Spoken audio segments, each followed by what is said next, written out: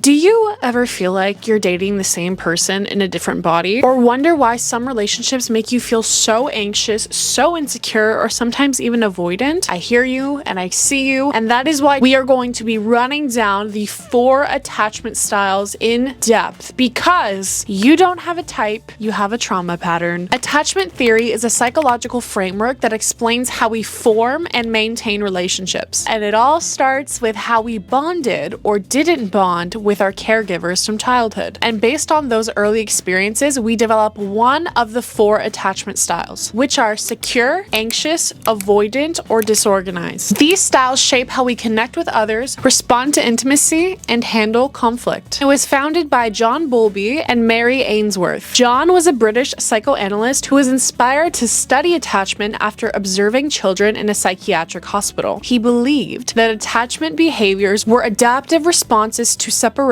from a primary caregiver, and noted that infants would go great lengths to prevent separation from their caregivers. And I think providing this context is very important, because besides the fact that most of you are probably nerds like me and just eat up this psychological history lesson, I think it'll help give us a lot of grace and compassion when understanding the attachment theories, because we are ultimately coming to the recognition and the realization that as humans, our #1 priority and job is to keep us alive and surviving. And so these forms of attachment are just adapted behaviors we learned from experience in order to get the proper care we needed from people like our parents and primary caregivers in order to sustain our life. But back to Bowlby, he believed that all behavior makes sense in context. In the 1930s, he did a study where he takes a baby monkey away from its real mother. There are 2 options for the baby monkey in the cage: the wild mother, who could provide milk for the baby, and the second one is a cloth plushy monkey mother, who obviously is not alive, however provided a softness that was comforting to the baby monkey. Now I want you to take a guess at how the baby monkey responded to these 2 options in the cage. The baby monkey spent almost all of its time with the cloth mother and only went to the wild mother when it needed to be fed. And he'll stay on the cloth mother. Actually, this baby spends from 17 to 18 hours a day on the cloth mother and less than 1 hour a day on the wire mother. Frankly, Doctor, if it comes to a choice between wire and cloth, it's reasonable to expect that any child will go to the cloth. It's a matter of creature comfort, like a baby with its blanket. But is this really love? Well, what do you mean by saying that a baby loves its mother? Certainly one thing we mean is that it gets a great feeling of security in the presence of the mother.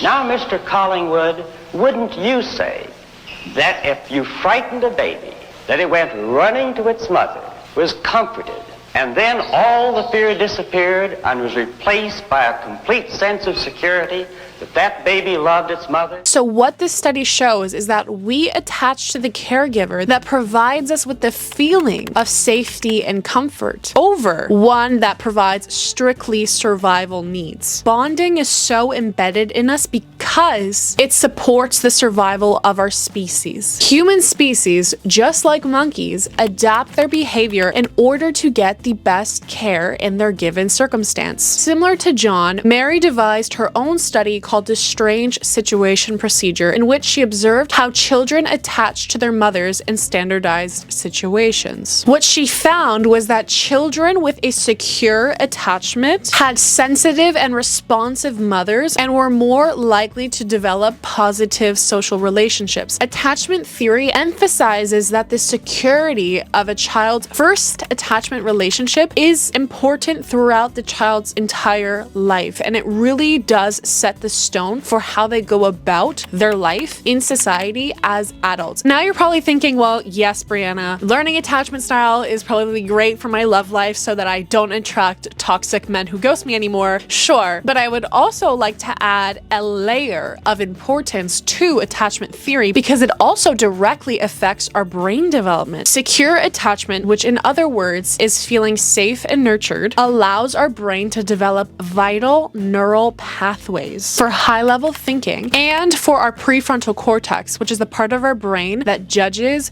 reasons, and makes decisions, and ensures we have the safety needed to enable learning. On the other hand, insecure attachments and trauma can trigger an alarm reaction, disrupting the neurobiology of the brain and the central nervous system. I think for those who are in an attempt to love or be loved or be in a loving relationship, you can agree with the statement that love involves constant choice. Like attachment styles, you can choose to become correct. So although you might have had a rough start if you are an insecurely attached person, it does not mean that it's a definite setback in your life or your personal identity. Use love to make a better choice for yourself in that way. And another reason why that can be incredibly important is because studies have shown that the best predictor of happiness in a relationship is being securely attached. So with all that being said, let us begin with attachment style number 1, which is secure.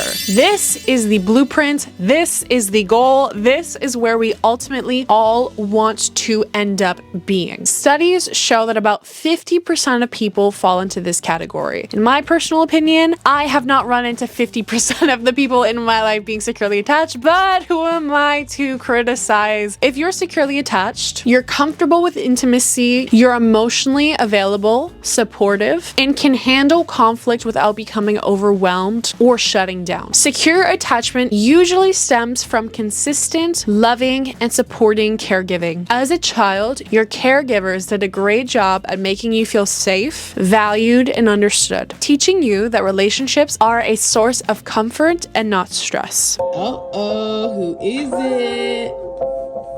Is that outfit? Oh, wow. Look at you. Is that a pose? Turn around, let me see. Nice. Whoa, whoa. Jeans and a long sleeve today? Handsome, handsome boy. Can I get a smile? Oh, is that a wig?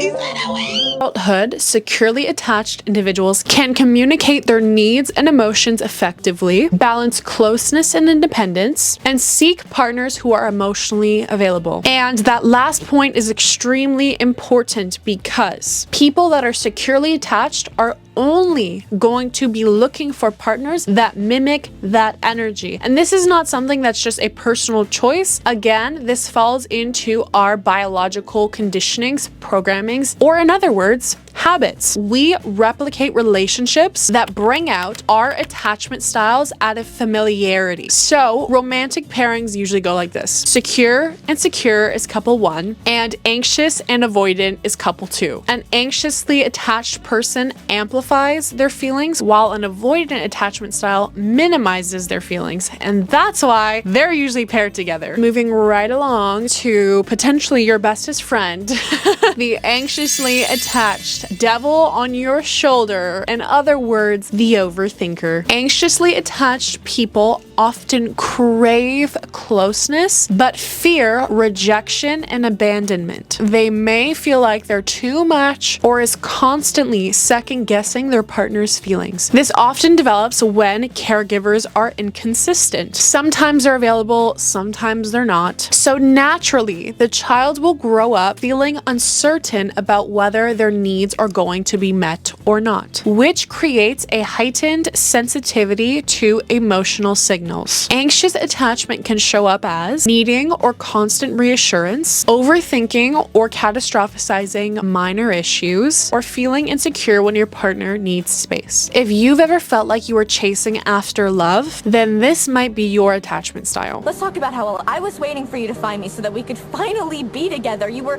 confessing your feelings and kissing Serena. I thought I was doing everything right. It's not your fault. Do you love me?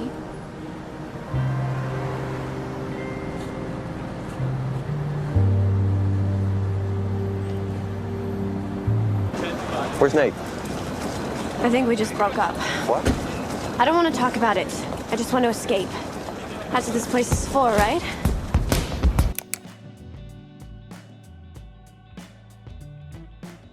However, if it doesn't sound like you might be our lone wolf. Because on the flip side, avoidantly attached people value independence and often feel uncomfortable with too much closeness. They tend to put up walls, especially when things get emotionally intense. This style often stems from an environment in which caregivers are emotionally unavailable or dismissive. A child soon learns that expressing needs or emotions won't get them the comfort that they were looking for, as we talked about earlier. So they stop seeking connection altogether and just ultimately rely on themselves instead. Signs of an avoidant attachment style in adults include feeling suffocated or trapped in relationships, avoiding vulnerability, keeping emotional distance, even with people they love, and potentially, which might be very niche but also still very true, can show up in people that often hyperfixate, obsess, and romanticize over partners that there's a very high probability that they have no chance with. So this could be people who strictly obsess over romantic partners with a significant age gap, over celebrity crushes, over teachers and bosses potentially. And so if you've ever been called emotionally unavailable, this is probably your attachment style. Back to New York, we need to contact Leslie. See what she can do to minimize the press on all this.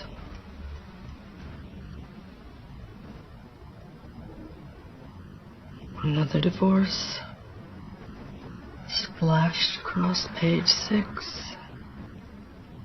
Just imagine what they're gonna write about me. The dragon lady, career obsessed. Snow Queen drives away another Mr. Priestley. Rupert Murdoch should cut me a check for all the papers I sell for him. Anyway, I don't really care what anybody writes about me.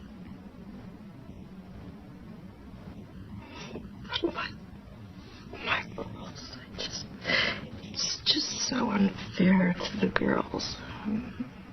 Just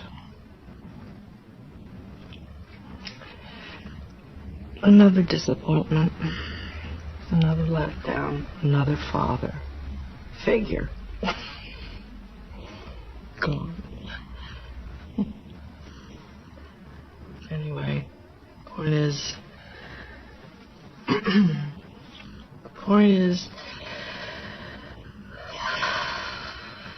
the point is we really need to figure out where to place Donatella because she's barely speaking to anyone.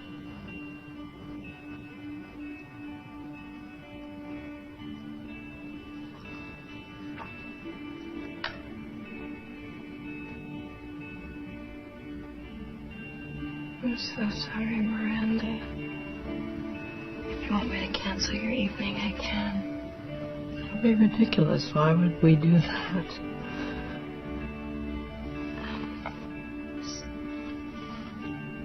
Is there anything else I can do? It's your job.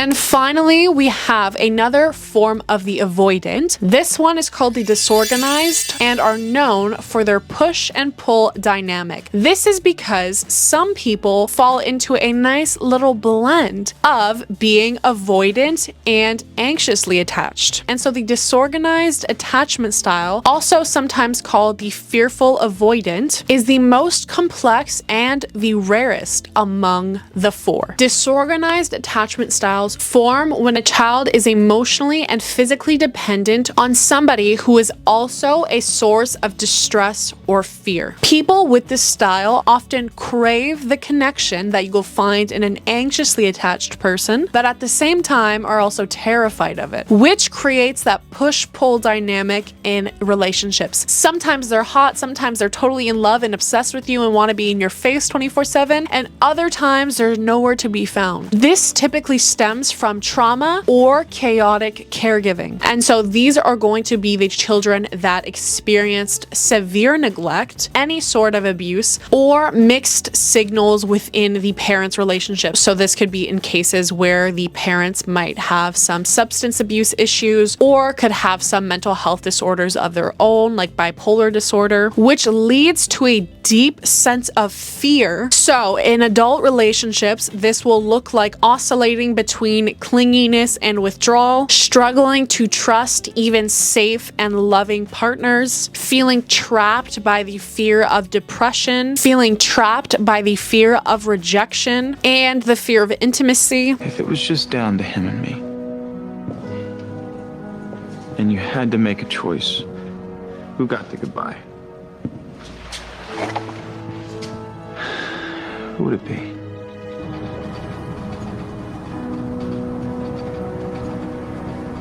I love him, David.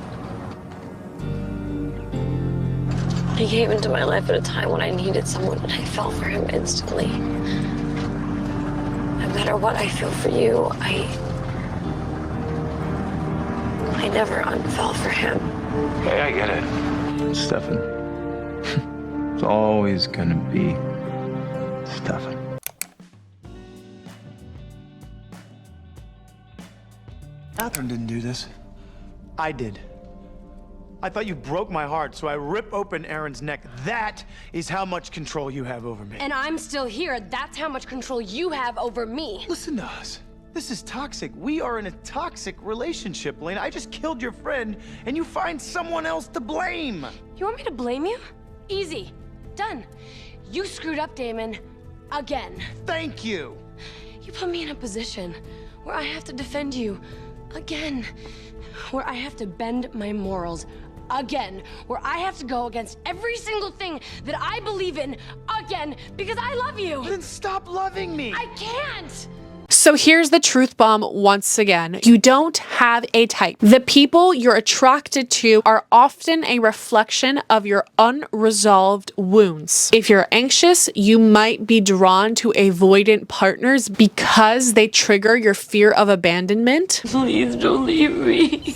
Or if you're avoidant, you might feel anxious partners overwhelming, which reinforces your need to distance yourself. But he's my dad. I can't not defend him. No, I know you can. You do it for me all the time. I'm not defending you. I'm not defending your decision to kill Aaron's entire family, to go out of town and kill his aunt while we were still together. So why are you still here? I'm bad, Elena. I am bad for you. So why wouldn't you have run away from me as far as humanly possible? Because I love you, Damon. Because I chose you and because I stand by my choice. Now I'm choosing. And I'm choosing to let you go. The key message in all of this, though, is that it's not about blaming anyone. It's about recognizing the patterns, understanding where they come from, and deciding to rewrite the story, because ultimately you have that control and that power at any given moment in your life. You are the only one who can write your story. You are the only one that comes up with the rules and the conditionings that you follow. You are the one that keeps you in the box, no matter how many times you have heard or learned from other people as to what is true or not true. Ultimately, at the end of the day, it's still you that decides to make that a wired connection in your brain. And so now we are going to unlearn that conditioning and rewire a better one for yourself. So to keep the good news rolling and to initiate our healing, you first want to ask yourself which style continues to show up in your relationships. Once you identify certain patterns, you're then going to ask yourself what childhood experiences might have shaped how I connect with others today. Now, some general actionable tips you can use in order to properly go through this series of questioning is to, one, go to therapy. Obviously, working with a professional can help you process some unresolved childhood triggers and wounds in order to develop healthier relationship patterns. However, self-reflection through to inner child healing, shadow work, guided meditations, and journaling are also all habits that I would recommend you begin to start doing consistently as well. Because remember, healing is a journey and every single step counts. Let's now dive really deep into the specific healing steps for each attachment style themselves. So in order, let's start once again with the anxious attachment style. The core of an anxious attachment is the fear of abandonment and deep need for reassurance. So healing will involve learning how to self-soothe and build trust in yourself rather than seeking constant external validation. And this is a game I love. So building self-worth, one of the easiest, quickest, and free ways to do so is by practicing affirmations.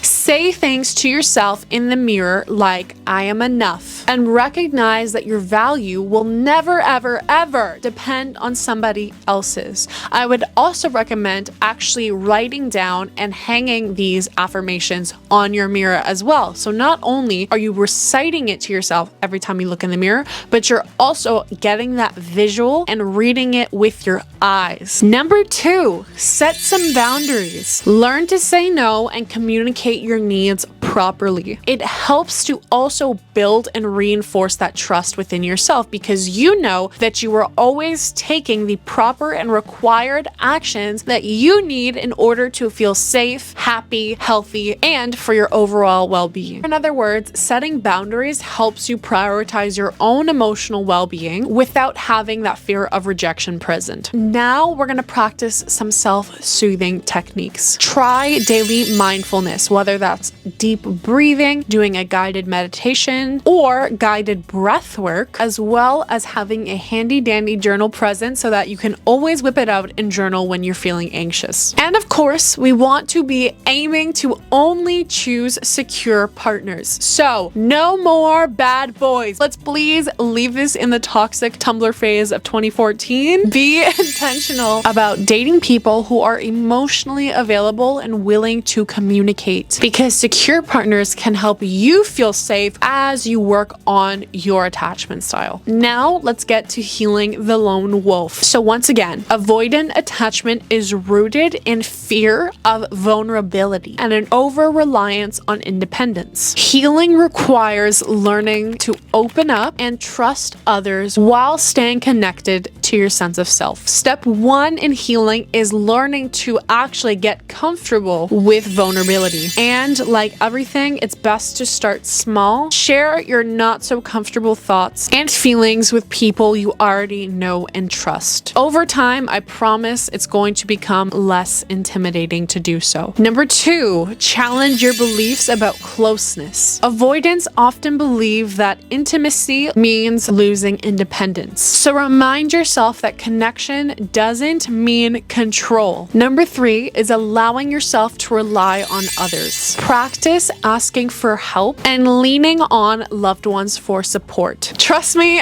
as someone that was avoidant myself, reading these all out loud gives me a little bit of a cringe, but I promise you, it really does get better with time, and it's one step closer to building trust. And number 4, stay present in conflict. When it comes to disagreements, avoidants tend to withdraw. So instead, I want you to try staying present and actually communicating your feelings at that time and place. Anyway, now let's move on to the core wound of the push-pull person. So disorganized attachment stems from a deep fear of mistrust, often rooted in trauma. So healing is going to require re-establishing a sense of safety and reprogramming the belief that relationships are dangerous. We got to work through and unpack this trauma first and foremost. Therapy, especially trauma-focused therapy like EMDR therapy, can be absolutely transformative. Number 2, we want to create emotional safety for ourselves. Surround yourself with people that are predictable in a good way, consistent and kind. And I want to also extend that, obviously, to building a safe feeling relationship within yourself. So that can be really getting to know yourself, spending a day with your inner child, doing all the things that your inner child loves loved to do but maybe didn't get the chance to, and reprogramming some really harmful memories that you might have from your past as a child, and imagining yourself today holding you and being there for you in those moments of harm, knowing that you are safe and you are held by you today. And one of the ways that's really going to show up is in tip number 3, which is regulating your nervous system. So disorganized attachment styles will often trigger fight or flight responses in the body. So that means short, fast-paced breathing, increased heart rate, adrenaline pumping through. And so instilling practices that get you out of that is going to be very, very important. So things like yoga, meditation, low-intensity workouts like Pilates, and breath work are really going to help transform your nervous system. Even on a day-to-day, when you're noticing yourself doing 5 things at once, like cooking and cleaning and watching a movie and calling your friend and rushing all over the place, learn to slow down. Remember, deep breathing from the belly. Instantly, that's the easiest way to regulate and calm down your nervous system. Slow down, be intentional. Remind your body that you're no longer in a state where you have to kick up and fight or flight. You are safe.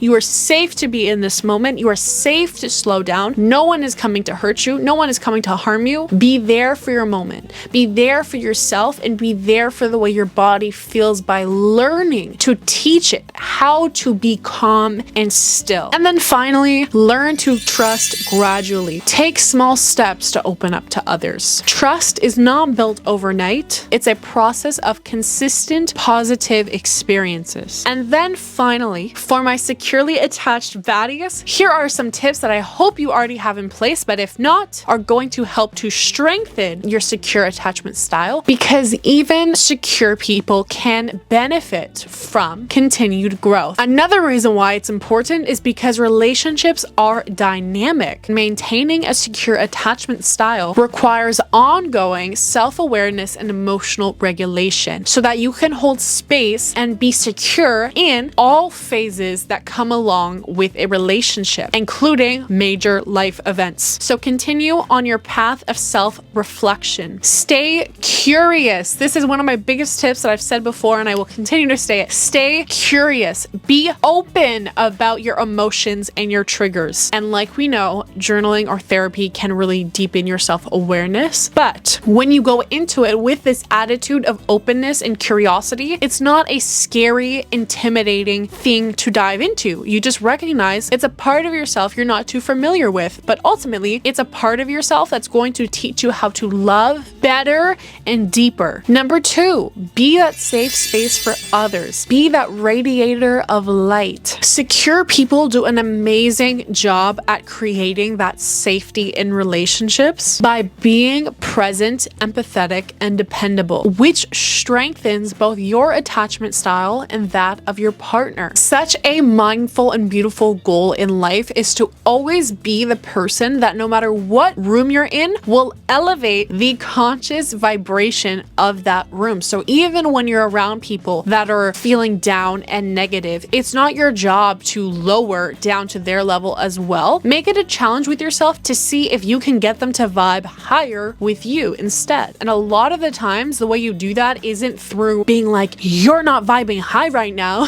It's through really just being that securely attached person, being there for them, feeling empathy, but doing that with a sense of love in your heart and a smile on your face. Keeping your vibe high, making sure that throughout that interaction, you're feeling grounded, you're feeling safe, you're feeling secure. Ultimately, you're still in that place of presence and love. And so naturally, that's going to radiate outwards and cause a chain reaction. Number 3, communicate clearly. Express your needs and listen to your partners. Healthy communication will always be the key to maintaining security. And number 4, my favorite, practice gratitude. Appreciate the healthy connections you have in your life. Most importantly, the one you have with yourself. Be full of so much gratitude, it makes you cry sometimes at how lucky you are to know you, to be in the presence of you, and to be in the presence of people that can help you be a better person, especially the presence of your inner child. Gratitude will always strengthen bonds and helps you stay anchored in those positive relationships. Before closing out the video, I want to add some final really interesting and fascinating nuggets that I specifically looked into for my own personal knowledge, because when getting all the information together for this video, I pondered what it would be like for people who might have been exposed to different attachment styles growing up, like for example, your mom is anxious and your dad is avoidant, or how that looks in dynamics for children like me who their parents weren't together growing up, and how the different intensity of those attachment styles might have played out in your life. And so I want to also just make you feel seen and heard if you are somebody that might fall in this gray area or in the middle of different attachment styles. And so for me, the way this really showed up was me being an avoidant attachment style when it came to romantic partners, but an anxious attachment style when it came to friendships. And so another way of putting this is basically saying that the way I learned to go about relationships with men relied primarily on what I learned from observing the relationship I had with my dad, or in other words, my mom and my dad, even though my parents weren't together. And so my dad is an avoidant attachment style. And so it made me really uncomfortable to be vulnerable with men because I always thought that would lead to my own danger. However, with friendships, more specifically female friends, I learned to be more anxiously attached from what was reflected in my relationship with my mom, the way she went about the world. Sometimes it's not this black and white, I'm avoidant with everybody. Probably a lot of times you'll notice yourself fluctuating between the two based on ultimately what we know and love,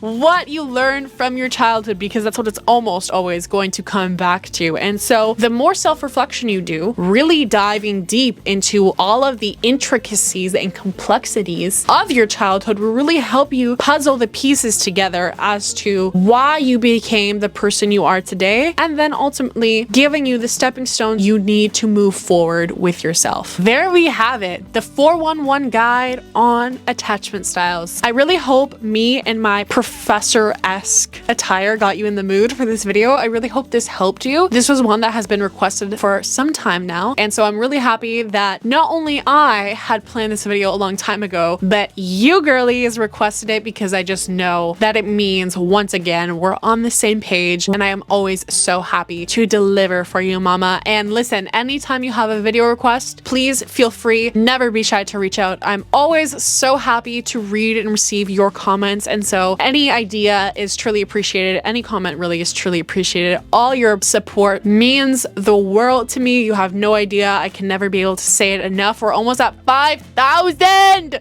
subscribers. I'm so excited. I love you guys so much. I love you so much. And as always, I will see you next Transformation Tuesday.